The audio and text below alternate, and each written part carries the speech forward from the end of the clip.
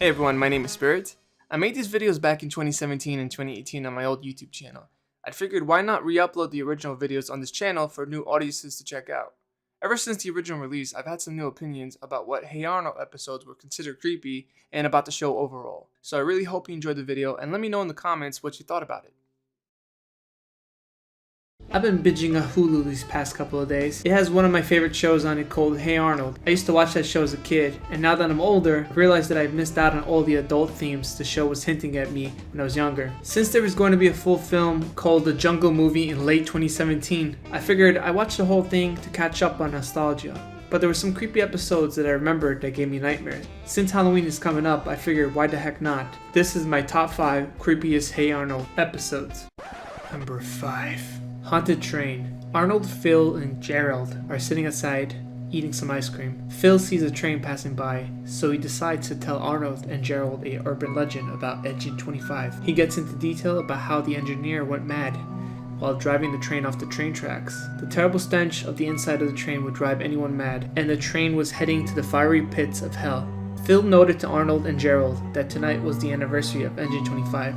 So Arnold and Gerald decided to go to the station at night to see if the legend was true. Then Helga shows up and tags along as well. They arrive at the train station and they waited until the train finally came. To their surprise, Engine 25 opens its doors and they all went inside. They started freaking out, and everything from Phil's story started to come true until the engineer opened the door and turned out to be just a typical engineer. And he told the kids that the train was only reserved for the steel mill workers. But the scary part was that the ghost of the mad engineer was sitting in front of the Engine 25 all this time, and the legend was in fact actually true. Number 4. Phoebe Cheats. Now this episode really freaked me out, not just for the scare factor, but for the fact that it's actually true. If you do something terribly wrong, your guilty conscience comes into play, and it can haunt you, possibly forever. Classmates in grade 4 of PS 118 are receiving awards for their achievements in their academic studies. To Phoebe's surprise, she did not win any awards at all. So Mr. Simmons announces that they will be having a poetry contest, and the first prize winner will win an Emily Dickinson trophy. Phoebe is already dedicated to win, so she goes home and starts to write some poetry. But to her surprise, she's no good. So she plagiarizes a poetry from a poem book and pretends it's her own in class. Mr. Simmons reads the poem and loves it. Phoebe wins the trophy. Coming home, she feels a sense of regret. She knows she did something wrong. Suddenly, the trophy starts talking back to her and calling her a cheater. So Phoebe breaks the trophy, and the next day she buries it. Surprisingly, Arnold and Gerald finds it in the playground and gives it back to her parents. Phoebe comes back home to see that the trophy is still there, and she panics. The trophy makes her realize that she needs to correct her mistakes, and Phoebe understands. With sadness, Phoebe confronts Mr. Simmons alongside her parents. Then she tells him what she has done. The episode is not scary as you may think, but the fact that she's talking back to a trophy shows you how delusional she was getting about the fact she cheated. A guilty conscience can make you feel haunted for a long time if you don't undo the wrong. Number 3. Headless Cabbie. Arnold and the gang are having a sleepover. Everyone is saying scary stories, but nobody is scared. So Arnold jumps in and starts talking about the Headless Cabbie myth. The story starts off by showing an ordinary cabbie riding his horse in the late hours of the night. He is then approached by a woman. She comes on for a ride. She tells him she is looking for her dog that she lost. While she and the cabbie go into the park, she offers him a red scarf because it was getting cold. She then hears her dog in the distance and asks the cabbie to go faster and faster. The faster the cabbie went, the more chaotic she was becoming. The red scarf was tangled on a nearby tree and rips the cabbie's head off. The woman starts laughing in a horrible way, and the cabbie is now headless. Going back to Arnold's room, everyone is filled with excitement, except for Harold. So the gang decides to go to the park to get some ice cream, which is like the dumbest idea ever.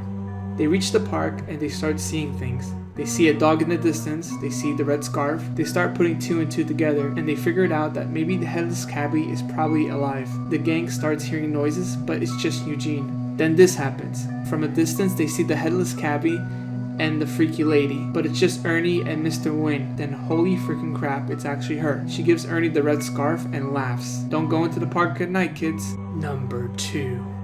Monkey Business.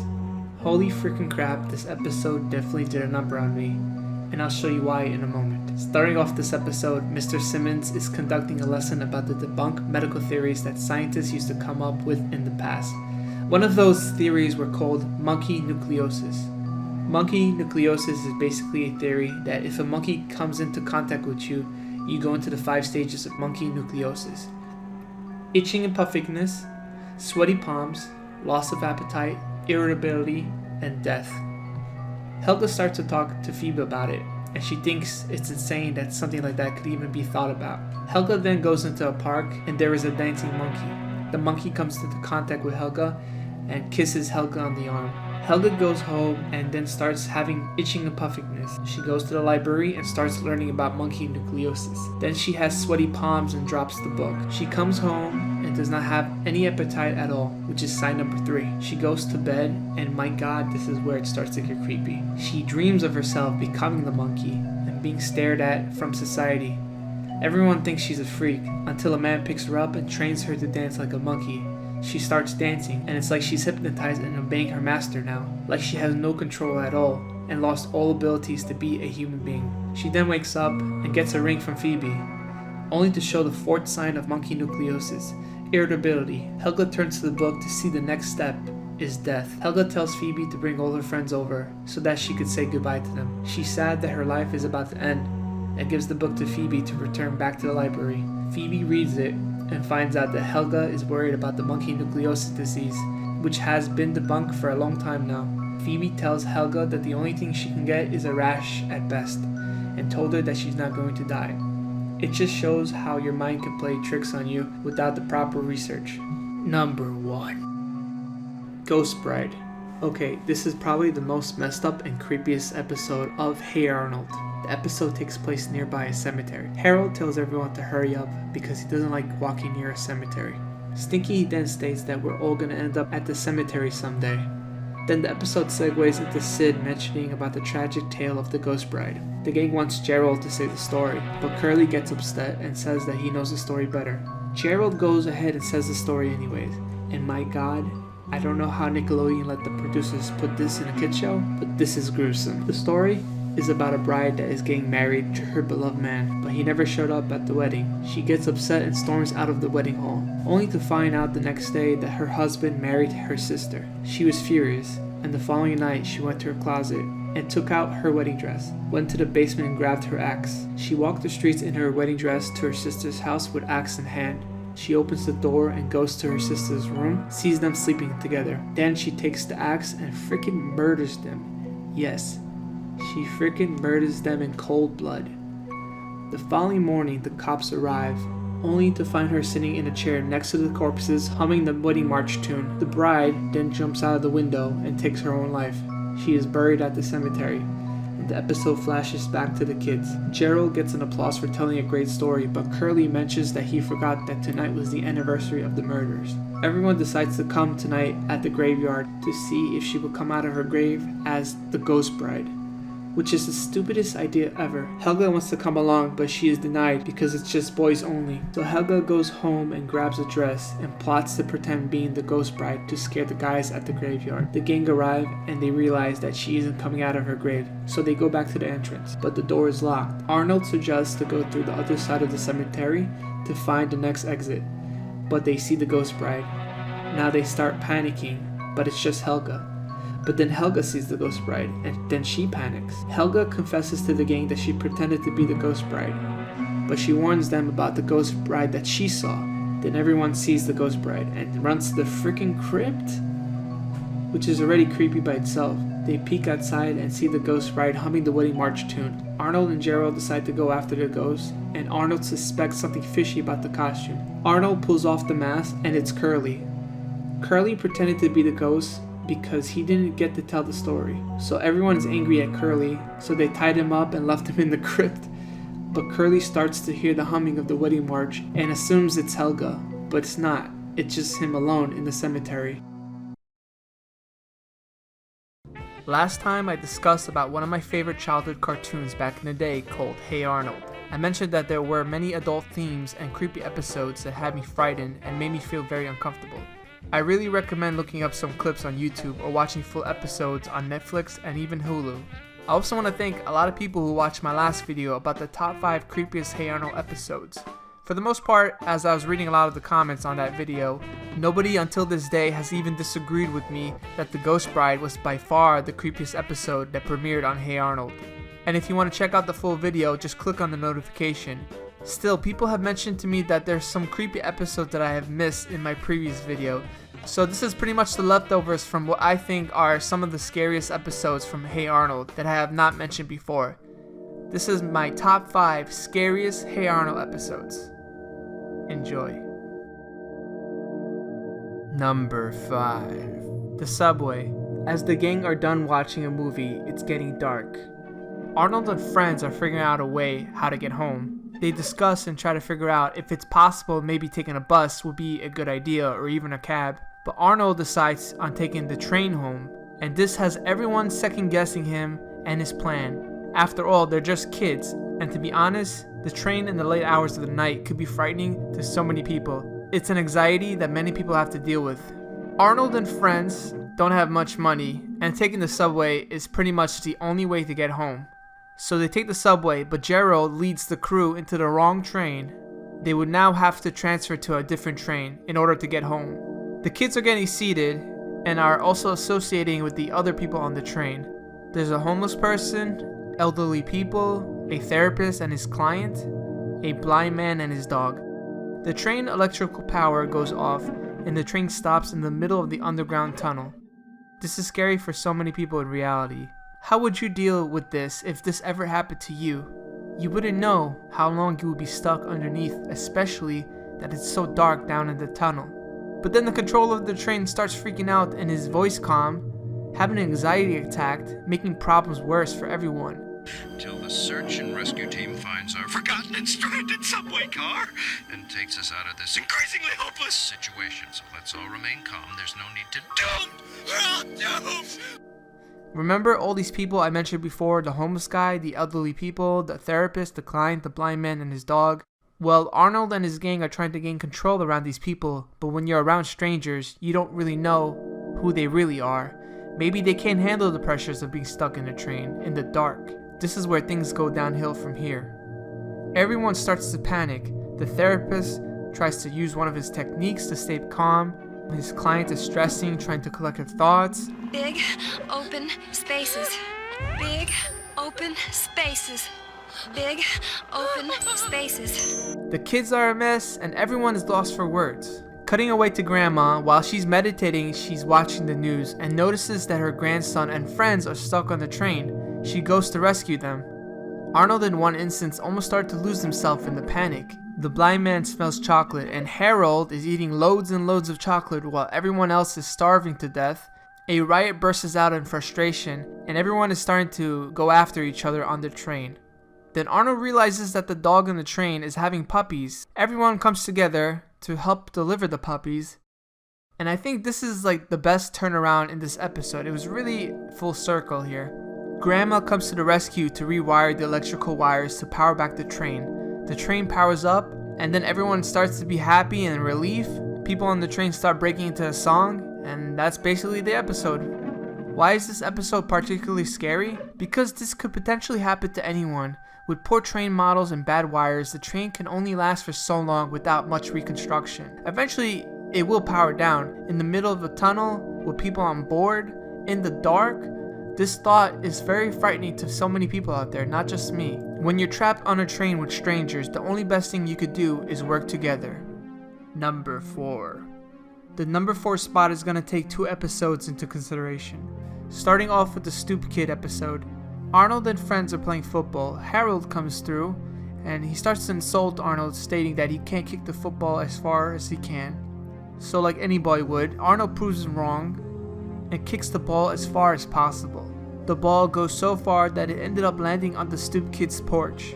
Everyone is frustrated now because there is no way possible they can get the football because the Stoop Kid is overprotected of his porch. Arnold doesn't know too much about the Stoop Kid, so Gerald tells the legend about how he became the Stoop Kid. He describes in the story that the Stoop Kid was an abandoned baby and had to grow on his own. He found an attachment to his stoop and refuses to leave the spot. He became meaner and meaner each and every day because he didn't have a loving family. And this image right here is frightening by itself. Arnold approaches the kid to try and reason with him, but the stoop kid says this: "Go ahead, pick it up." Arnold is too afraid to take it now. Arnold then decides to spy on him in a garbage can to see if he'll ever leave his stoop, but he doesn't. What he does though is he yells at people, he watches TV, he cleans himself, and even reads a book. How does he even go to the bathroom? Gerald then finds Arnold sleeping in the garbage, so Arnold is like, you know what, I'm gonna grab the football, because he realizes that the stoop kid won't follow him if he never leaves the stoop. And he was right. And it's so scary to see someone so attached to their home. It's very self-destructive. There's people in the world that suffer with agoraphobia, and some people stay in their homes for so many years. It's hard to get the help when you're so obsessed with staying at home and never leaving the house at all. People are then making fun of the stoop kid, and he goes into depression. He hides and cries out loud during the night. Arnold approaches him once again, tries to get him out of his comfort zone, and he eventually does leave his stoop. But he doesn't do much going forward, and that's sad. I guess some people will never change. Now, the other episode that people wanted me to discuss was Wheezing Ed. Wheezing Ed is an episode people wanted me to check out from my previous video, and it's another urban legend. I never really thought of this episode as scary until I watched through to the end of it. The reason why this episode is joined together in the number 4 spot with Stoop Kid was because majority of the time Arnold and the gang are searching for Wheezing Ed's treasure. But that's not the reason why the episode was scary. The main reason why people remember this episode was because of Gerald's depiction of Wheezing Ed and his storytelling with some added visuals that showed the graphic nature of what Wheezing Ed was like around his time. Till this day, I still don't understand what Wheezing Ed was pointing at when he saw the skulls. Was he screaming because he saw the skulls, or was there something more down in the cave? And that ending though, where you hear Wheezing Ed's laughter, I don't know what to assume of that, if Wheezing Ed is still alive down in the cave, or if it's a ghost of Wheezing Ed. That's just up to interpretation. Number 3. Had to put 2 episodes combined in the number 3 spot, and the reason why is because it deals with the characteristics and weird nature of Arnie. The episode Weird Cousin isn't as scary as the other episode Arnold visits Arnie, but they are both showing a continuing theme of someone being similar to you in one way, but the total opposite in so many other ways. Also, these 2 episodes has Arnold going around circles with his love interest. Let me explain more in detail. Beginning off with the Weird Cousin episode, Arnold and Lila are planning to see a movie together, but Lila is kind of pushing back because Lila doesn't see him in that way. She doesn't like him. Arnold doesn't really get it. He doesn't understand why she really doesn't like him. Helga sees Arnold getting rejected. She laughs it off at first, and then she decides to recite poetry about him. And then this happens. Who are you talking to? No one, football head. I wasn't talking to anyone. I was singing. Women. Arnold comes back home to Grandpa, and he tells Arnold that Arnie is home visiting for a few weeks. Right off the bat, we as the viewers get to see how weird Arnie is in this episode. The tenants at the boarding house are trying to talk with him, asking him about what hobbies he has, and you could tell they don't really like him so much. He's so ugly. I cannot look at him. So Arnie goes to school the next day, and everyone just does not want to get associated with him because he's so goofy looking and the kid is just an outcast. But there is one person who's taken a liking to Arnie, and that's Lila. Fast forward later that night, Layla and Arnie are going to see a movie together, and Arnold happens to be going to the same movie theaters as well. He ends up finding Layla in the theater with Arnie, and he thinks she's only doing this because she feels bad for him, but she doesn't. She really likes him. Layla and Arnie are seen on the bus spending time together, holding hands and eating lunch together, and then Stinky tries to comfort Arnold, but Arnold says this: Stinky, shut up. Never in this show have I ever seen Arnold talking back to someone. That's just strange to me. Anyway, Helga sees Arnold being upset over this. She then offers to be his pretend girlfriend to try and win Layla back out of envy. So he brushes her hair, rubs her feet, and even eats her own gum, and Layla takes notice. But Arnie notices Helga, and he falls for her. At the lunchroom cafeteria, Arnie breaks up with Layla to ask Helga out. Helga is terrified, and Layla still doesn't like Arnold like that. And that's basically the episode. It's not such a scary episode, but we'll be using this episode as a reference, as we are now going to be talking about the episode Arnold vs. Arnie. And here's 2 reasons why this episode is scarier than the previous one. 1. Being in a place where everyone looks familiar but are totally the opposite, which will definitely raise some questions. And 2. The ending to this episode, which I'll get to that part very soon.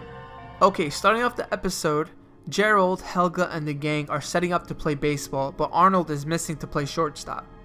Helga asks where he is, and then he suddenly appears. Arnold tells the gang that he's going for a couple of days to see his cousin, Arnie. Everyone is concerned for him because Arnie is just a weird guy. But Lila gushes over him because he's a country boy that she really adores. Arnold then heads home, goes to bed, and the next day he's already at Arnie's place. But this part is confusing. Arnold takes the bus to go see Arnie, but when Arnie came over Arnold in the previous episode, it was mentioned that he took a plane. Did you have a good flight? Yeah. Which I don't understand. Anyway, Arnie comes to greet Arnold. Then Arnold gives him a snack, and what do you know, Arnie reads the ingredients. After a while, Arnie leads him back to his home. This is where things start to get strange. Arnie lives a different lifestyle than Arnold does. But there are some key elements that seem familiar but are not entirely the same. For example, Arnie has a pet pig named Abigail, but is filthier than Arnold's pet pig. Arnie lives in a home in a very small town, whereas Arnold lives in a nicer looking home and a very busy town, so things are different here. Arnie actually has a girlfriend who looks exactly like Lila, but her name is Lulu, but she is more flirty and explicit. By the way, these kids are like 9 years old. I know, what the F, right? Anyway, Arnie and Lulu take Arnold out to the town to look around. They first encounter Stumpy and Fifi. Stumpy is a representation of a smarter Stinky, and Fifi is just a dumber version of Phoebe. Lulu falls into the lake and brings Arnold in with her. She then offers him to meet up at the lake later on for a private swim alone with Arnold. Arnold, shocked by Lulu's proposal, tells her that she can't really be talking to him like that since she is Arnie's girlfriend. After a while, Lulu, Arnie, and Arnold head up to the store, and Lulu notices Garrett and Kid, and she mentions this. And look, there's Gerard and Kid, 2 more of our ever so colorful classmates. I don't know. That's up to your interpretation. Later that night, they head to the movies, and they all notice Grona and Harry, the total opposite of Harold and Rhonda. Then Lulu tries to kiss Arnold behind Arnie's back. Arnold goes outside to get some air and sees a girl that looks almost exactly like Helga named Hilda, but in this town, Arnold finds her likable. Arnie comes out to ask Arnold if he's finished getting some air, and then Hilda falls for Arnie. And what the fuck is going on here? Everyone is falling for the opposite dates, and they are freaking 9 years old here. What is going on? They all then decide to go on a hayride back home, and Arnold tries one more time to get to know Hilda a little bit more, and confesses his love for her, but she refuses him. Then Arnie appears and he realizes that Arnold was going after his girl, and he turns on him and the rest of the people in the town. As a kid, this scene was a very shocking turnaround. It was very unexpected, to be honest.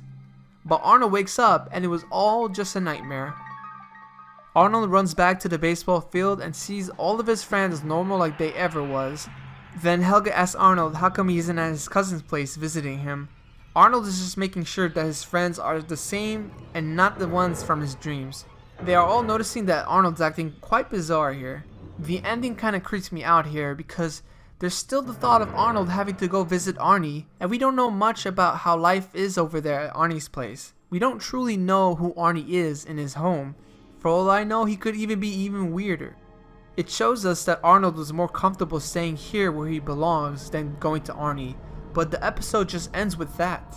It ends with us knowing that Arnold still needs to visit his cousin, and that kind of bothers me, because Arnie is a character that was made to be creepy. These 2 episodes teaches us that in life there are going to be things that are really weird that we have to deal with. To Arnold, that is Arnie, and there's no way in escaping Arnie because they are related. Arnie will always be brought up in the conversation one way or another. Number 2. Four-Eyed Jack is an episode a lot of people want to be discussed in my previous video, and honestly I'm not quite sure why I left it out. So beginning with this episode, Arnold and Gerald are having a sleepover. They come across this box with a bunch of stuff in it, and Arnold finds some old glasses. Arnold asks Grandpa who the glasses belong to, and Grandpa starts describing Four-Eyed Jack through story. The story begins with Grandpa stating that Four-Eyed Jack once lived here at the boarding house. He was left alone in his room in the cellar, and he was always cooking beans, experimenting on bigger batches of beans, and his machine explodes on him. After the explosion, there was no traces of Four-Eyed Jack ever to be found. Grandpa says that till this day, Four-Eyed Jack roams around the boarding house looking for his glasses. Gerald is shocked to believe that the house is haunted, and Arnold believes that he was destined to give the glasses back to Four-Eyed Jack. Now Arnold starts to hear noises, and he runs down with Gerald. He follows the noise to one of the rooms, but it's Mr. Konkashka. Then Arnold tries to convince Mr. Konkashka that there's a ghost in the house. They follow the noise once more, and it leads them to another room, but it's Ernie. Gerald is convinced that there is no such thing as ghosts, but Arnold and the house tenants still think that there is. So they all go downstairs, and if you look at this picture, would you want to go downstairs too in the dark? I'm okay with not trying to find a ghost, because I would rather just go back to bed. They all proceed to go into the kitchen, and they hear someone making weird noises, but it's Mr. Wing. All he was doing was just gargling, and then this happened.